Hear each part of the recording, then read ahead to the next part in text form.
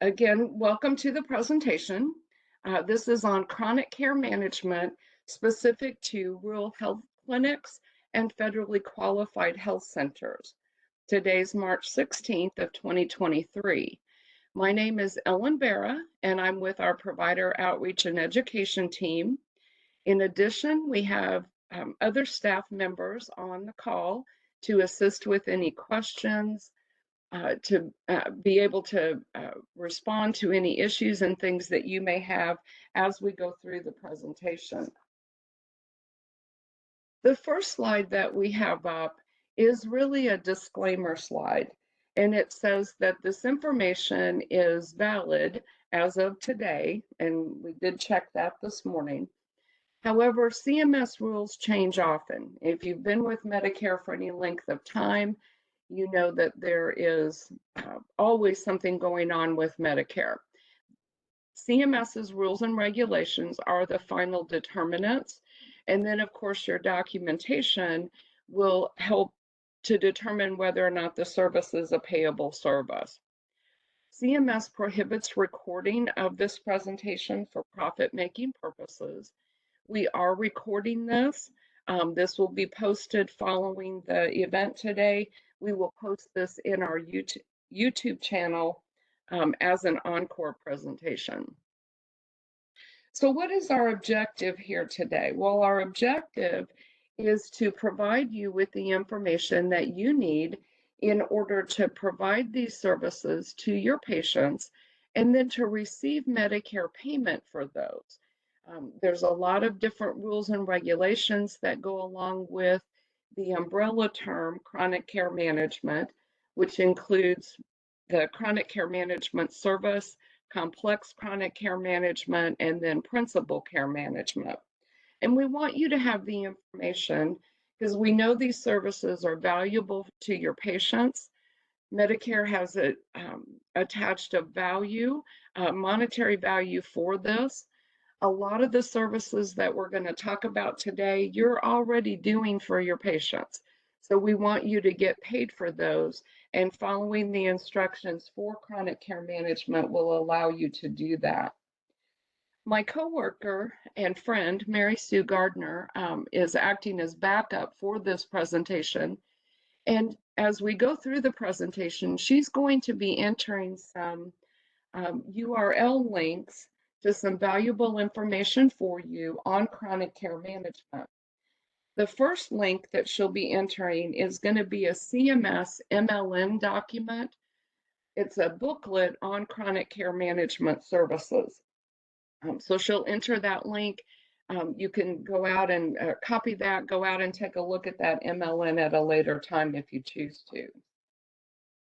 So let's talk about what our agenda is then today. We're going to talk about, again, the value of these services. We're going to talk about the specific services that are under that umbrella, chronic care management, and then talk about the billing of those services specifically for RHCs and FQHCs, rural health clinics, federally qualified health centers. So you can see on this slide that we have again, the umbrella term chronic care management includes the three specific services that are listed. So the next slide that we have is information for you on the number of patients that have 2 or more chronic conditions. You can see the percentages there, number of beneficiaries with 2 or more, the percent of beneficiaries, then for each of our 6 states. Michigan is the highest right now at 72%, and then we go down to 63% in Nebraska and Kansas. So what this percentage chart really tells you is the number of beneficiaries who can really benefit from this particular program.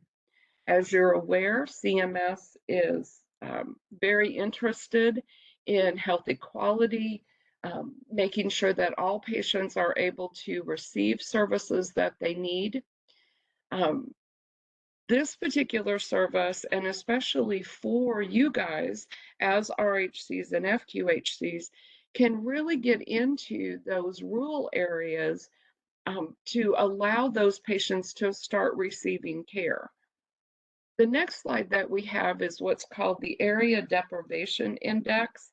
And this is a CMS document that really just shows by all of that red that's on the screen there, areas where beneficiaries are identified as not being able to receive the medical care and the services that they need. For rural health clinics and federally qualified health centers, you're probably located within these indexed areas.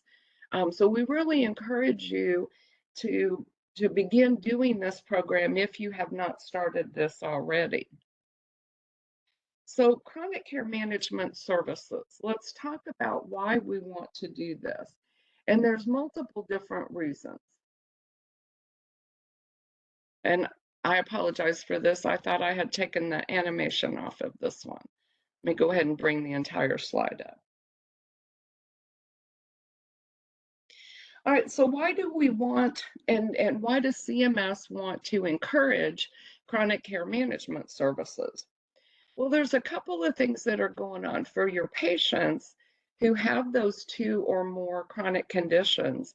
It really provides a holistic response to that patient. So it's patient-centered, it's looking at the entire patient rather than episodic care, which is just for a particular problem that the patient comes in for. It's much more proactive. So you're not reacting to the problem, you're anticipating what may be going on with that beneficiary and then addressing ways to deal with those problems the patient may have so they don't result in the patient having to go into crisis. When you're looking at providing this service, you want to look at what you do have. What are the resources and things that you have? What are the resources that the patient has that can help them improve their health quality? This is chronic care management for WPS-GHA is part of a CMS Innovation Challenge. And so we have 2 goals with this. One is to increase the use of chronic care management services for all Medicare beneficiaries, and then also especially for those beneficiaries who are in that area deprivation index. The other part of this goal is that through the use of chronic care management, it results in fewer emergency room visits for the patient. Nobody wants to go sit in an emergency room for 3 or 4, 6 or 8 or 12 hours if they don't have to. The structure of this program allows for the patient to have access to clinical staff and clinical care to hopefully prevent that. The other goal of this project is also fewer hospital stays. Again, you get ahead of the problems that the patient may have, and maybe you can prevent that patient from having to go into the hospital. And then really it does provide for lower out-of-pocket costs for that patient. CMS does not have the authority, Congress has not assigned that to them, to waive the coinsurance amounts and deductible amounts for this service. But when you look at a comparison between the coinsurance for a hospital stay, that will pay for several years' worth of chronic care management service. For providers, you get reimbursed for the work you're already doing. Your patients are calling your office, they're contacting you to get education, to deal with a problem that they may be having. Through chronic care management, you can get reimbursed for that. In addition to that, you have less fragmentation of healthcare. As the provider billing for chronic care management, you're aware of what all is going on with that patient, whether they've been released from the hospital, whether they have another provider that they see at the same time. And then that next bullet point, you have more time for in-person visits. So what we mean here is that with chronic care management, because you're addressing the needs of that patient, you don't have as many urgently needed in-person visits for that patient. Some of your patients through chronic care management, you may not need to see them as often, which means that you have then room in your schedule to see additional patients. It also provides for more appreciation of the skills of your clinical staff. Chronic care management services are generally non-face-to-face that are provided by the clinical staff under the Incident to guidelines under the general supervision of the practitioner as opposed to the direct supervision. And then really it provides a better experience for your practitioners. Again, they're being proactive rather than reactive.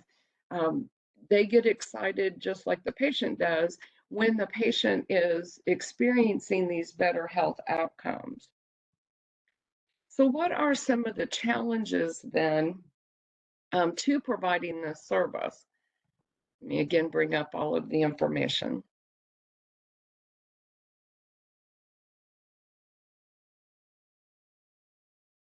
Okay, so what we have listed here are just some of the challenges. One of those is identifying the patients. There are several different ways that you can do this. One of the first ways you can start is by talking to your front office staff. They will be aware of what could be called your heavy hitters or your frequent flyers, the people who are contacting your office on a continuous basis. You can also do data runs to determine patients that have 2 or more chronic conditions. You can look at those patients who are taking multiple medications, have frequent office visits with your practitioners. There's all kinds of ways that you can identify the patient. And then as part of it, you have a discussion with them, which we'll talk about in a second, that really explains to them the value of this program. We have the area deprivation index listed for you there again. We're looking at depression screening and chronic care management. And because of the area deprivation index, a lot of patients who really need care are not able to receive it. Either they don't have transportation, the services are not available for them there can be all kinds of things going on. And then the how. One of those is time. As part of this service, you do need to document your time that you're spending on the patient each month. That's part of the care management. You need to identify ways to collect that documentation and then be able to bill that service to Medicare. You need to have the adequate staffing of that clinical staff in order to provide these services. And then for the electronic health records, there are part of the information you need to collect that needs to be in a certified electronic health record system. And then the rest of the information does have to be electronic so that you can share it with the patient and with others. So what are some of the best practices? Well, we've met with a lot of providers who are doing these services. And what they kept saying over and over again was they started small. So they started with a subset of their patients. This could be, again, frequent flyers, patients on a lot of medication. They could have concentrated on like a single diagnosis and then looking for patients that have an additional chronic condition. And then you want to get your core support group together, which is going to be your practitioners who are involved in starting this, your administrators who are going to take care of billing, and then your clinical staff. And then you work out your workflows kind of as you go along. One provider told us that it takes a little bit to get the workflows in place to get this started, but once they get over that original hump, then it works really well. There's not a lot of tweaking or anything they needed to do, and then they were able to expand this to a great number of additional patients. So again, you want to accumulate the resources. This is going to be the information that we're going to share with you today, the links that Mary Sue is going to enter into the chat. There can be, through your societies and associations, there can be toolkits. We have information in our Learning Center right now that has a wonderful Q&A document from previous education that we've done. We have all kinds of YouTube videos out there. Mary Sue is going to enter the YouTube playlist out there for you. And then you also want to look at your information within your communities. What are referral sources? Is there a Meals on Wheels program within your community that you can get the patient attached to? Are there food banks? Are there transportation places where they can call so they can get into the office if they need to come in there? So that's one of the things you want to do. And one of our ending slides has some information, has some links where you can go and find some of these community resources.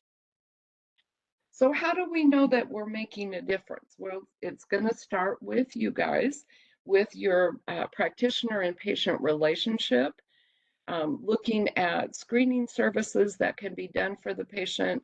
Again, that's more a proactive approach than a reactive approach. Looking at the diagnoses the patient has, what treatments and things that you want for that patient, and then for that individual patient, the resources that are available. And then, of course, you want to look at your data because that data kind of tells the story of not only your patient, but also your particular practice. We have two other website links that Mary Sue is going to enter into the chat function. And one of those is a CMS website that is specific for the federally qualified health centers. And on that page, when you go into it, there's a whole section there on chronic care management. And then she will also be entering information, CMS information for RHCs, and that works the same way. You can go into that page, scroll down a little bit, and there's the information for the on chronic care management itself. So let's talk about your patient eligibility. With chronic care management, there is a patient eligibility requirement. You can see there for chronic care management or complex chronic care management, the patient has to have 2 or more chronic conditions. Now, in the MLN document that Mary Sue put the link into earlier, CMS provides an example list of chronic conditions, but that's all that it is. It's just examples. It's not, you can only use these particular diagnoses. So for your chronic condition, it is expected to last at least 12 months or until the death of the patient. You can see there next, it places the patient at high risk of death, acute exacerbation, functional decline. When we talk about complex chronic care management, it also places that patient at high risk of a hospitalization. For principal care management, it is a single high-risk condition. It's expected to last at least 3 months to a year or until the death of the patient. And then you can see there on your slide, patient is also at high risk. And as part of that, there is either frequent adjustments in medication that need to be made, or the management of that condition is so complex due to other comorbidities that the patient has.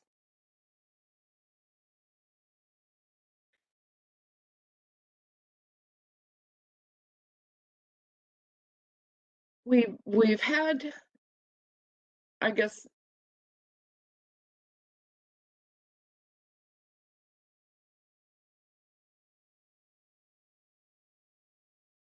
hey, so you can see this, the entities, physicians, non-physician practitioners, RHCs, FQHCs, hospital, outpatient department, etc. Now with the clinic staff, okay, this has to go through one of these other characters. So they have to go through the incident 2 guidelines, which is I'm doing this for whatever person it is, or whatever RHC or FQHC it is. But it's under general supervision. General supervision means the person, whatever they're going under, does not have to be with that clinical staff all the time. So let's talk about some of those requirements. Well, we have to have a patient consent. This can be done either written or verbal. You know, you can have a patient actually sign something, talking with them, you can document that. And the reason for the patient consent is the fact that Medicare's not going to pay for this in full. Another thing with that patient consent, you need to keep that in your files with the documentation you need for this particular service. Now you all have, you know, patient consent for the other things that you do for your patients. This one needs to be separate and identify CCM all the way. You need to gather information within your electronic health record. There are certain things that have to be in the certified, Medicare certified electronic health record. Other things can be just electronically so that you can share information with other providers who are part of taking care of the patient. You want to manage care transitions, which is the patient went to the emergency room and they left. What happened there? The patient was admitted to the hospital. They've been discharged. What do you need to do there? The service, again, is generally a non-face-to-face service. And most of the time, it's going to be your clinical staff that are doing these services. Now, that doesn't mean that your practitioners cannot participate, but most of the time it's going to be your clinical staff. And then the last one there, patient must have 24/7 access to the clinical staff. So there are several ways that this can be accomplished. You can have your clinical staff on call, for example, where you know the patient calls a particular number, they're getting to the clinical staff. You can have it in situations where the patient is calling an answering service, but the answering service knows that this patient is part of your CCM group, and therefore we need to go somewhere else. You can make arrangements with a care management organization. You can make arrangements with a local hospital and their clinical staff to do after hours telephone calls from the patient. All of that means that these additional people, though, have to have access to the care plan so that they know what is going on with that particular patient. So items to discuss with the patient. Number one, you do have to get their consent. And that is basically because this is a service that has a co-insurance that goes along with it. You also want to have a conversation with that patient about the fact that only one practitioner can bill for either the chronic care management or complex chronic care management. Now, you can have other providers who are doing principal care management and dealing with that single diagnosis. You want to let the patient know how to access the 24/7 clinical staff. This could again be a separate number. If it could go through the portal that you may have with your office, all of that kind of stuff. And then, of course, remind them that there is cost sharing.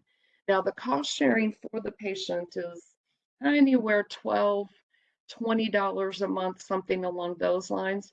But as part of that conversation, you want to remind them that this really can lower their out-of-pocket expenses by working toward preventing that emergency room visit and preventing that inpatient hospital. And then, of course, the patient can revoke this at any time. The revocation is valid at the end of the month. So if you have already provided services that are billable to Medicare for March, and they tell you, I don't want to have this anymore, it ends at March, so that it ends at the end of March so that you can go ahead and submit that. The next thing that we talk about is an initiating visit. And this is for patients who you've not seen at all or not seen within the previous year. You can see there an E&M service, the initial preventive physical exam, annual wellness visit are all applicable to rural health centers and federally qualified health centers. The face-to-face of a transitional care management is not. For most providers, in order for it to qualify as an initiating visit, they have to discuss this program. RHCs and FQHCs do not.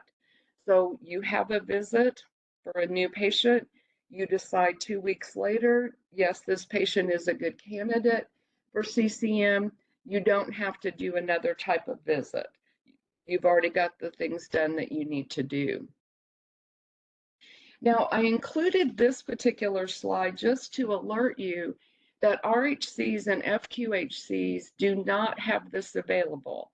This procedure code, the G0506, is for practitioners, but an RHC or FQHC cannot bill separately for this.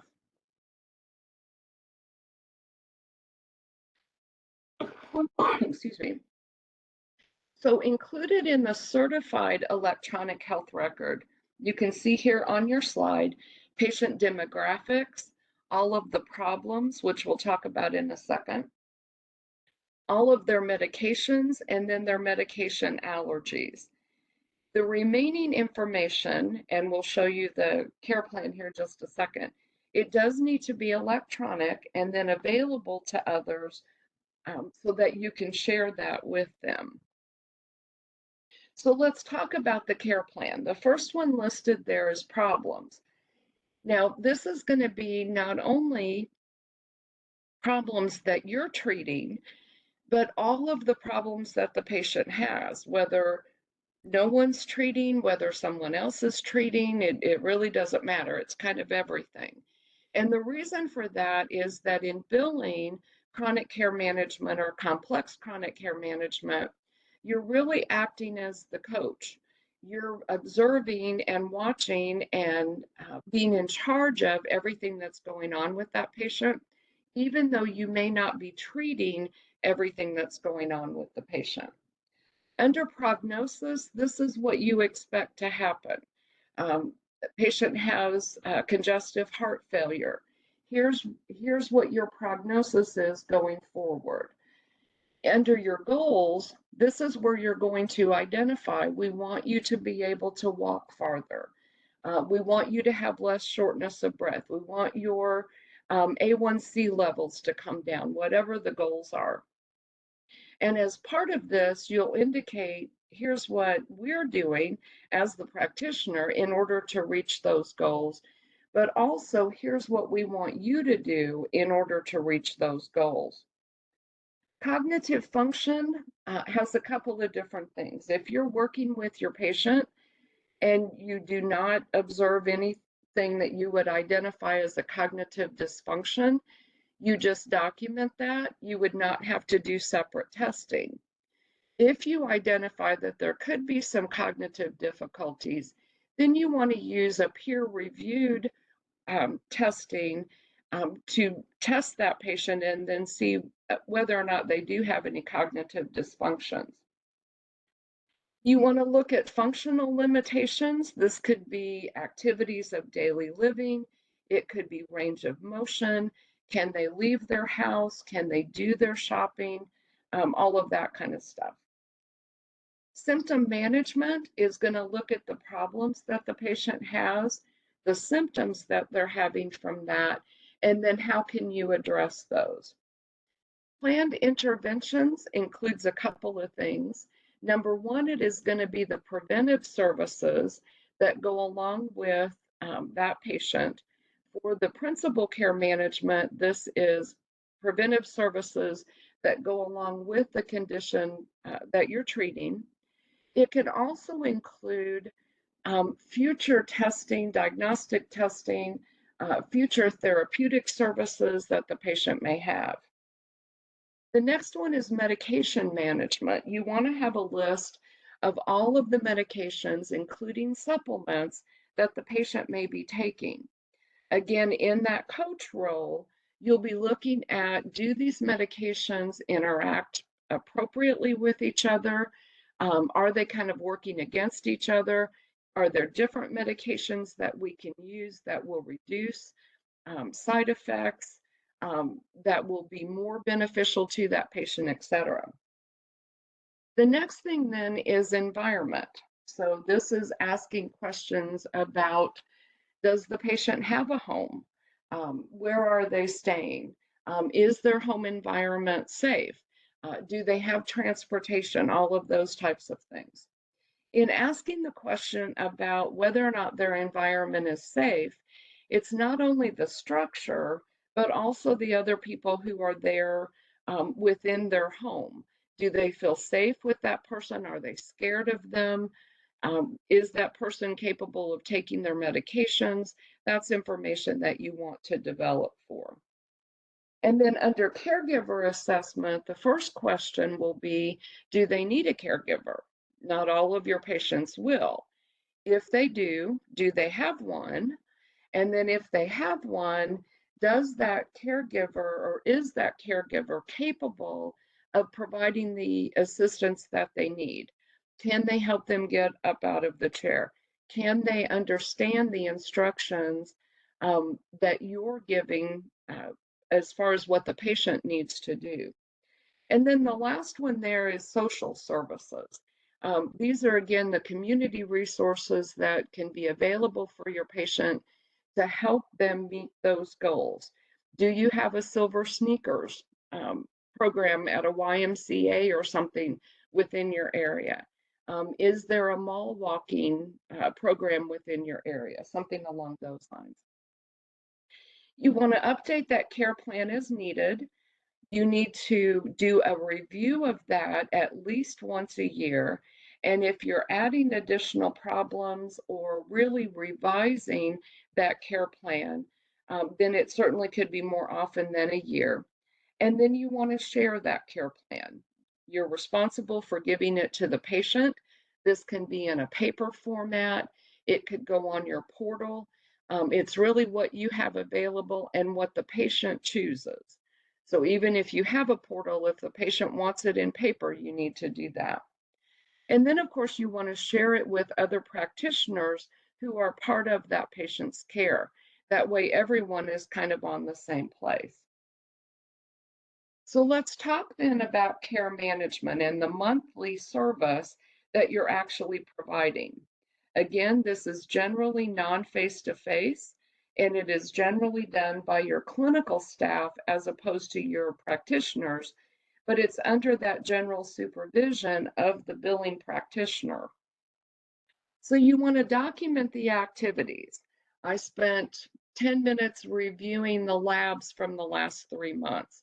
I spent 10 minutes updating the care plan with that information. I spent another 10 minutes on the telephone talking to that patient. So that's part of what you want to identify so that you can know the correct procedure codes. You can have contact with the patient. You can be updating the care plan and then determining the patient's status based on the goals and things that you have set that are part of that care plan. And then, of course, identify who did the service.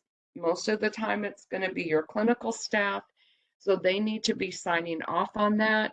Your practitioner does not need to sign off on the clinical staff documentation. And then the best practice is to submit at the end of the month And the reason for that is that Medicare is going to pay this once. There's an initial for that procedure code. You don't want to submit that more than once. You want to make sure you have all of your time and everything else documented within that particular month. So specifically for RHC and FQHC billing, there's one procedure code, the G0511, and this includes the CCM, complex CCM, and PCM. And so you can see there next, it shows you the required minimum time, and you do have to meet that time. It's not rounded. You can't use a midpoint or anything else. So if you're billing for a single chronic condition, you have to meet 30 minutes. If it's 2 or more chronic conditions, then you would have to meet 20. And then we've talked about the next 2 bullets previously. You don't have the comprehensive assessment and care plan available. And as an RHC or FQHC, you don't have to discuss chronic care management at that initiating visit. You can, of course, but if it becomes apparent later that the patient would be a good candidate for this, the fact that you didn't discuss it would not prevent you from billing for this. Excuse me. And then this service is paid to RHCs and FQHCs differently than your other face-to-face services would be. As you can see on that last bullet point, it's actually paid under the physician fee schedule rather than under your all-inclusive rate or under your prospective payment system rate. So when you're submitting this into us, number one, for RHCs, you don't use the CG modifier with this, and it would be billed on your UB04 form, just like everything else you're doing. You can collect the coinsurance and deductible for RHCs and the coinsurance for FQHCs.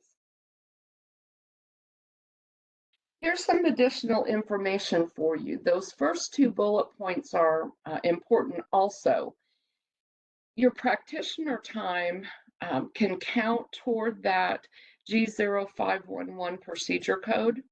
Your clinical staff can count toward that.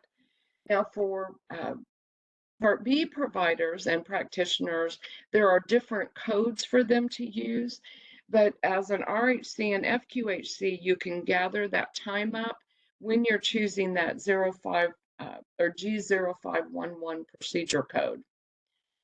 For the complex chronic care management, in addition to the other things that we have talked about, the practitioner also has to document a moderate to high complexity medical decision making. Now, this can be from an in-person visit that you held with the patient, but it doesn't have to be.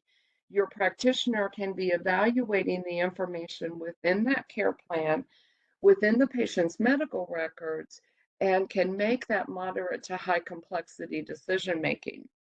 What you'll want to document is the level of medical decision making, what that level of medical decision making is, or what the actual medical decision making is, and then also why you needed to do that. We've talked about time must be met in full, either that 20 or the 30 minutes. And for our hospital outpatient departments, they can submit the clinical staff procedure code. So we're going to open it up for questions here, and Mary Sue is going to read off some of the questions that we have. I'm going to go on to the next slide real quick and just show you our survey. You can use either that link, the hyperlink there, or you can use the QR code. And we really are looking for your feedback on this presentation. Did it meet your needs? Did it provide the information that you needed? In addition to that, one of the questions on the survey has to do with what you want to see in future education. We are really looking for you to use that particular question and tell us what type of RHC or FQHC education you want us to do in the future. So, provide specifics. If you want updates, if you want cost reports, if you want in-person incident to services, whatever the case might be. So we'll go ahead and leave this up here for you just a second. And Mary Sue, we'll see if we have any questions. Yes, Ellen, I do have some questions that have come in, and let me just scroll back up to the top of the questions. First of all, before we get to the questions, I want to thank everyone for being patient with us as we continue to transition into totally doing all of our events via our WebEx platform and moving away from our old Learning Center platform. I know there's some issues intermittently with getting the handouts and stuff, and I did send those to everyone's email, so you might have gotten them a little late. I saw after we had gotten started that there was some issues, so I just went ahead and emailed them again to everyone, to avoid any further issues. So I do apologize for that. It is something we are working on, and I promise we're going to smooth out this issue very quickly. It's just a new learning process for all of us. So thanks for being patient with us on that. So the very first question, Ellen, that came in is from Lori, and Lori says, we've been contacted by a company called Pivio Health, and we have some providers in this program. It's a program that would provide group sessions and breakout individual sessions to discuss weight loss, diabetes management, eating healthy, etc. It's a 12-week program. Would this be considered a CCM service? That's a good question, and thanks for providing that. More than likely, based on how you have described it, it is not an actual CCM service. If you have contracted with them and you have the general supervision of the provider, depending on what you are documenting, some of those services and some of that time could be counted. But based on the way you have described it, I think it's going to be a separate service rather than part of CCM.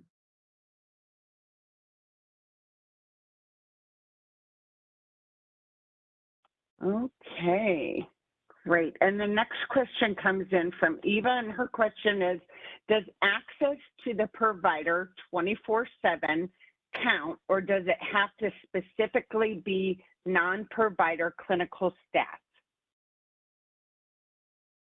You can certainly count the 24/7 access to your practitioner if that's what they choose to do, but it can also include your clinical staff.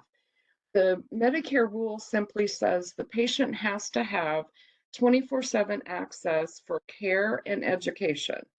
So if the patient, has a blood sugar of 40, for an example, at midnight, rather than that patient going to the emergency room, they need to be able to contact you so your clinical staff then can say, okay, here's what you need to do, and I want you to call me back in an hour.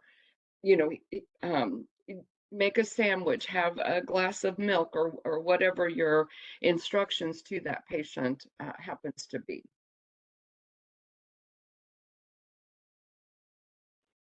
Okay, and the next question came in from Penelope, and I think Penelope's question was more general to the group, so I did put this out to everyone, and if anyone wants to, get back to Penelope or put a response to her in the chat, she was just wondering if anyone else is having issues with patients that have Medicare secondary to Blue Cross Blue Shield.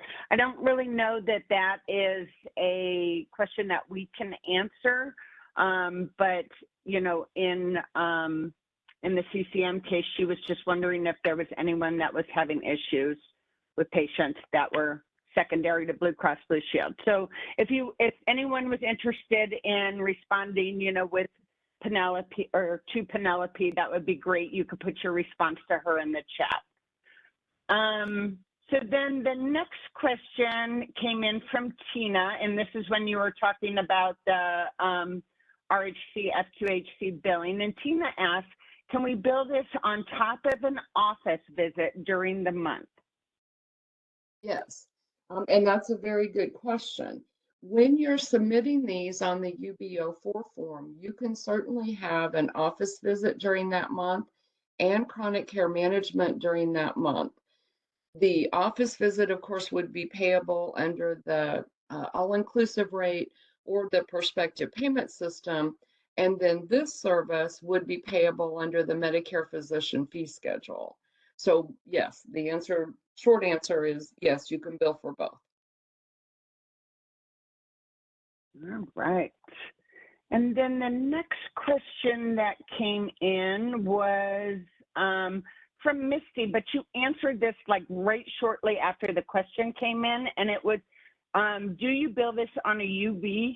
And you answered that like the very next line after, and you answered yes, that this is billed on a UB, like right after she answered or asked that question. So we'll move on from Antonio, and he said, did I hear correctly about not having to attach the CG modifier?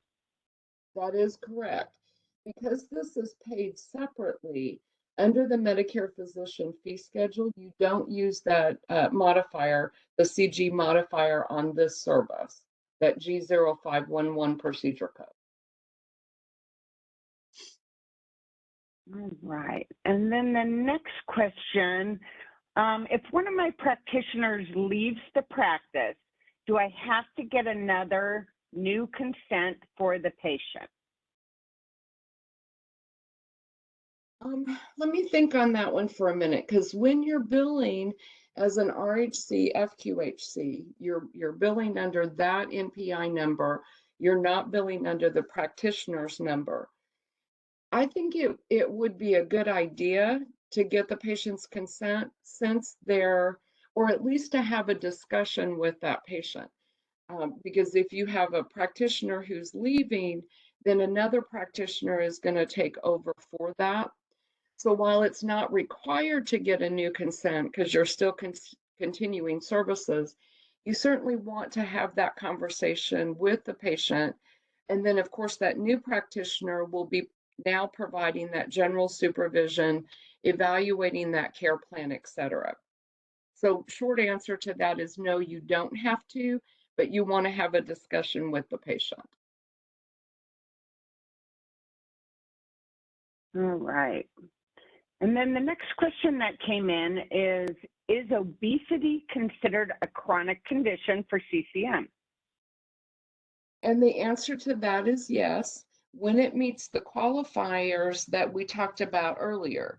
Let me find my list here, which is that it's expected to last at least 12 months or until the death of the patient, and it places the patient at high risk of death, acute exacerbation, or functional decline. And what I have just stated there is really how you view any diagnosis that the patient may have. Again, the Medicare Learning Network booklet has examples, but those are just examples. Any, diagnosis that the patient could have could fall into this particular category. All right. And I do see that Sherry did make a response for Penelope that says, I do have a patient recently with Medicare secondary to Blue Cross Blue Shield that I'm having issues with when I never used to, and they're an FQHC. So I'll just move on to the next question. Can it go on the same claim form with the charge for the face-to-face visit? Yes. And that can happen within the same month. You have the face-to-face visit with the patient. You decide, yes, the patient is a good candidate for this. And then also during that month, you provide either that 20 minutes or that 30 minutes for PCM. Yes, you can bill for both. All right. And the next question that came in, coding and billing for CCM in general is a challenge. When the patient has a commercial insurance primary or Medicare secondary due to the different codes for the same service. Is there any talk of standardizing the CCM codes to help alleviate this problem? Well, for RHCs and FQHCs, CMS has chosen this particular procedure code to combine the three services. And so the pricing for that, which the pricing is about $77 for the G0511 procedure code based on your geographic area. Whether CMS will expand this to allow RHCs and FQHCs to submit a particular procedure code, that's up to CMS. They have given us the G0511, and unfortunately, that's what we have. What you can do, though, if Medicare is the secondary payer and your primary payer is requiring different procedure codes, that's okay. When you submit that claim into Medicare, it's still for the same service. So then you'll just identify they allowed or they disallowed or, as part of your claim information.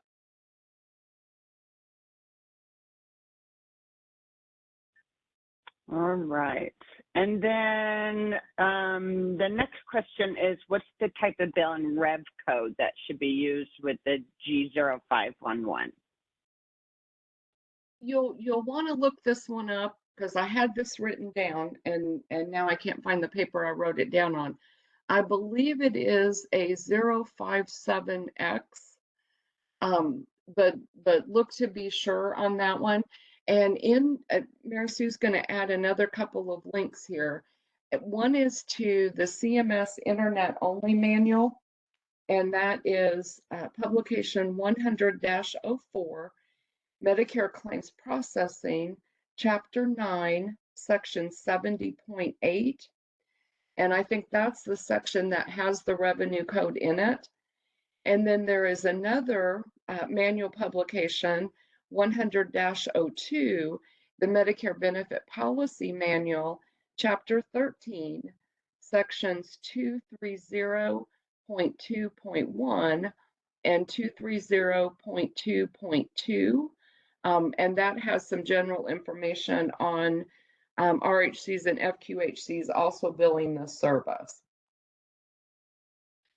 So give her a second to put those in there because she's also asking questions. All right. And then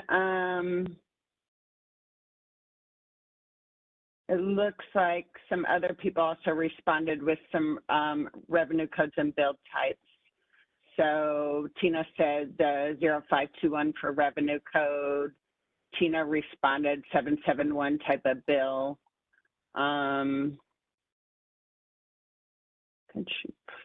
Yeah, Mary Sue, let me interrupt just for a second. Look at those IOM references. Because this is paid under the physician fee schedule, I'm pretty sure it's an 057X, although I don't have it written down in front of me, so I can't, guarantee that for you. But that is in one of those two IOM references.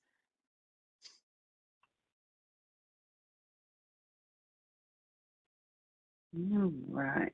And I think I'm just scrolling back and forth a little. And I'm going to attach one more link that I don't think I attached earlier.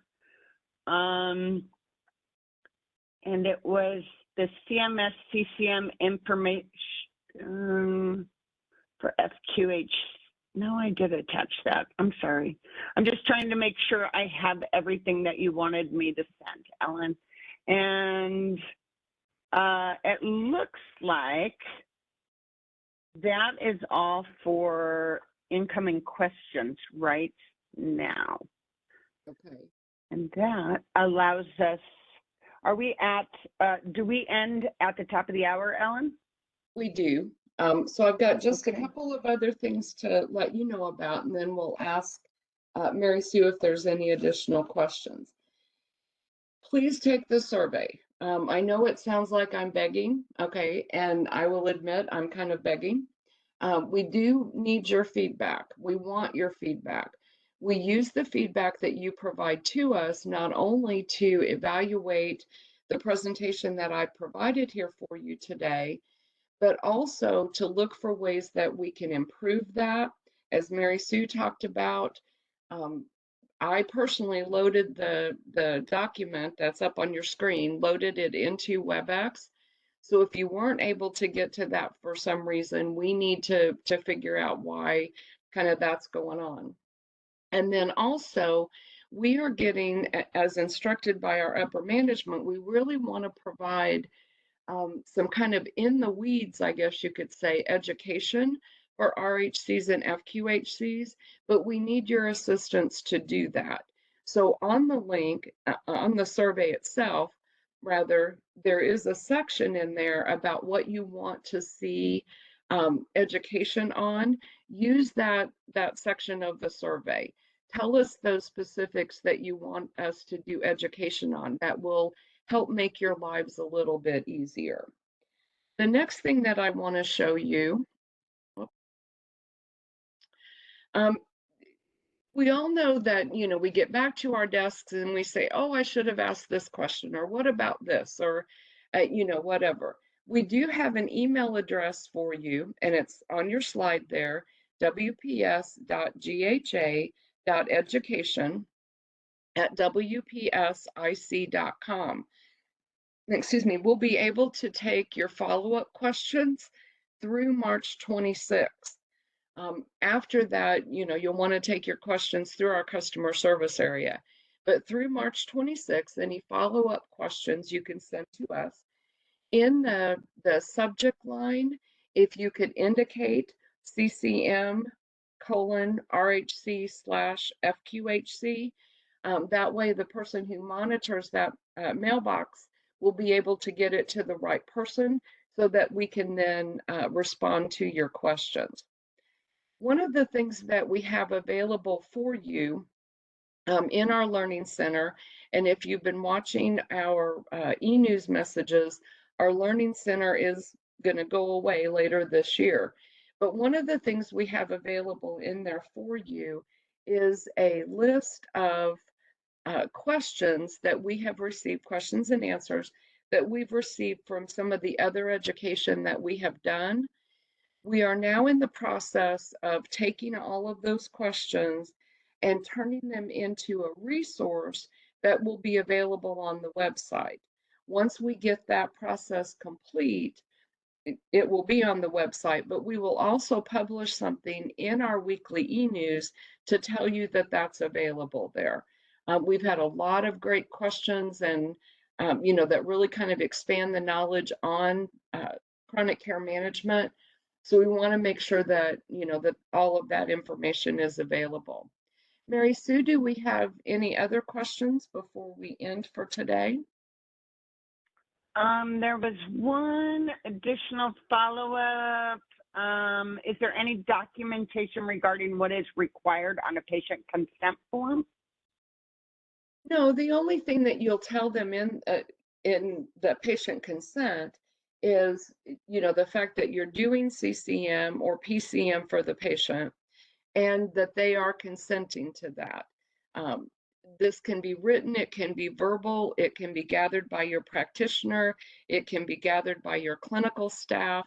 Just should Medicare look at your documentation, we have to say that the patient said, yes, I want to receive this service. And then one last one. So Medicare secondary is allowed for patient participation in this program? Yes. Most definitely, yes. It's just like any other service that you would do. Medicare can, pay portions of that based on what the primary insurance company paid. And that's all we have, Ellen. Okay, so that does bring us to the top of the hour. So we're going to go ahead and end this here in just a second. I do want to let you know that probably sometime within the next few days, probably early next week, We will have this posted to our YouTube channel as an encore presentation so that you can listen to it again. And we will publish in our e-news once we get that out there. So on behalf of Mary Sue and the rest of my colleagues and myself, we just want to thank you very much for attending today, the great questions that you have provided to us, and hope you have an absolute wonderful day. This will conclude our presentation.